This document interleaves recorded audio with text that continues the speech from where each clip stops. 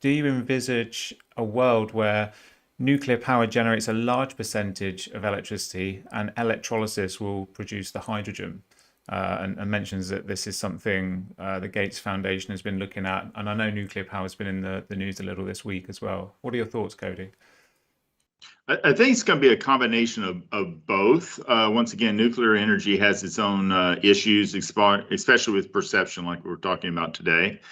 So the big key there is, as Chris mentioned, is storage. And so obviously there's going to be a lot of ways to generate this electricity, the power that we need for the grid. And this would actually enable us to do more than just cars, trucks, and light rail systems and everything that we envision today, but actually expand the use of hydrogen for commercial use for backups instead of diesel generators, as well as for home use. And so it just depends on the areas there where the electricity is and how it gets pulled together. And that's one of the things that we're focusing on is how do you store it locally?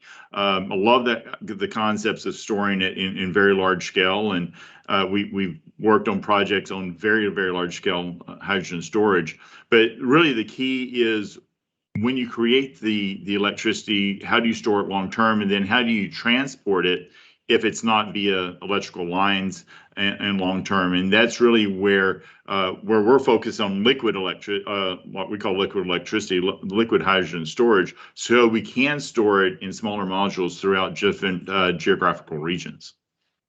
Sure, that's great. Thanks, Cody. And we'll come to you, Kasper. Is this something you can envisage as well?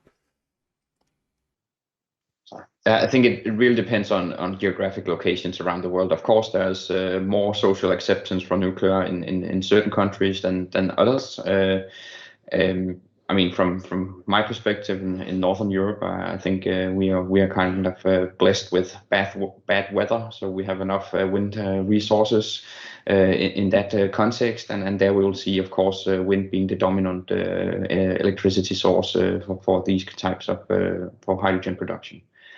But there will be countries choosing nuclear and choosing nuclear for hydrogen generation, definitely. Sure. And over to you, Chris. I think it was actually in the UK that I saw the discussion of nuclear in the last 48 hours, in fact. What do you think?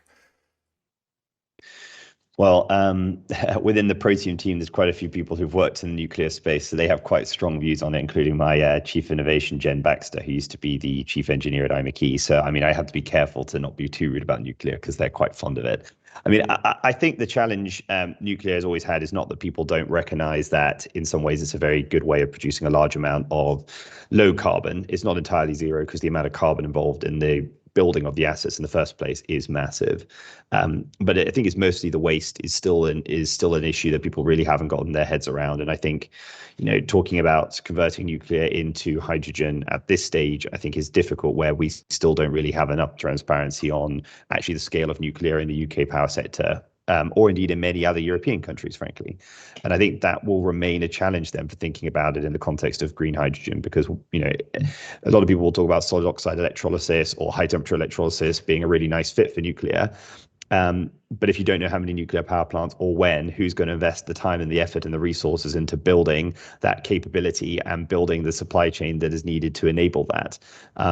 So in some senses, I just think we are still so far away from really understanding how governments want to piece together all of the different technology components that get us to net zero, and understanding how nuclear sits within that story, that to talk about nuclear and hydrogen right now just feels far too early. Certainly in the UK context, it feels very early.